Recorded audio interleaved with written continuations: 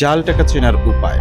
দেশের যে কোনো উৎসব আসলেই ব্যাপকভাবে সক্রিয় হয়ে ওঠে জাল নোটের কারবারিদের চক্র।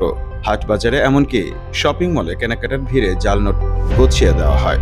১০০, ৫০০ ও ১,০০০ টাকা মূল্যমানের নোট বেশি জাল হয়। চলুন জেনে নেওয়া যাক আসল ও নকল টাকা চেনার উপায়। যেভাবে বুঝবেন আসল বা নকল টাকার নোট।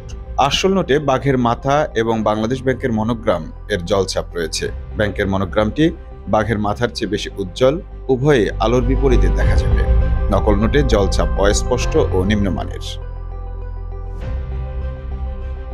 আসল টাকা বিশেষ নিরাপত্তামূলক কালিতে ছাপা, যা হাত দিয়ে স্পর্শ করলে উঁচু নিচু বা অসমতল অনুভূত হয়।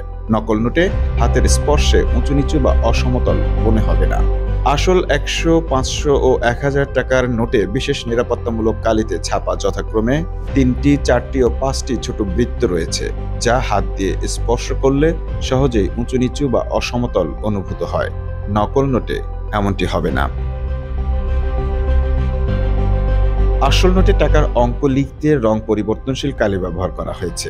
লেখার ওপর সরাসরি তাকালে ম্যাজেন্টা বা লালচে এবং তীর্যকভাবে তাকালে সবুজ বা সোনালী রং দেখা যাবে। নকল বা জাল নোটে দেখা যাবে না। ডান ও বাঁ প্রান্তে ফুলের নকশা রয়েছে আসল নোটে। নোটের উভয় পিঠে হুবহু একই স্থানে ছাপানো, যা আলোর বিপরীতে দেখা যাবে। নকল নোটে উভয় দিকে একই নকশা মেলানো বেশ কঠিন। আসল নোটের উভয় দিকে একই স্থানে স্বচ্ছভাবে ইংরেজিতে ই আকৃতি আছে, যা আলোর বিপরীতে হুবহু একই জায়গায় ছাপা দেখা যাবে। নকল টাকায় এরকম ছাপা কঠিন। টাকার গায়ে ইংরেজিতে বাংলাদেশ ব্যাংক লেখাটি অতি ক্ষুদ্র আকারে বারবার লেখা আছে, যা খালি চোখে দেখা যায় না। আছড়ে কাঁচ দিয়ে স্পষ্ট দেখা যাবে। নকল টাকায় আছড়ে কাঁচ দিয়ে দেখলে শুধু একটা রেখা দেখা যাবে। আসল টাকার মতো এত ক্ষুদ্র বাংলাদেশ ব্যাংক লেখাটি পাওয়া যাবে না।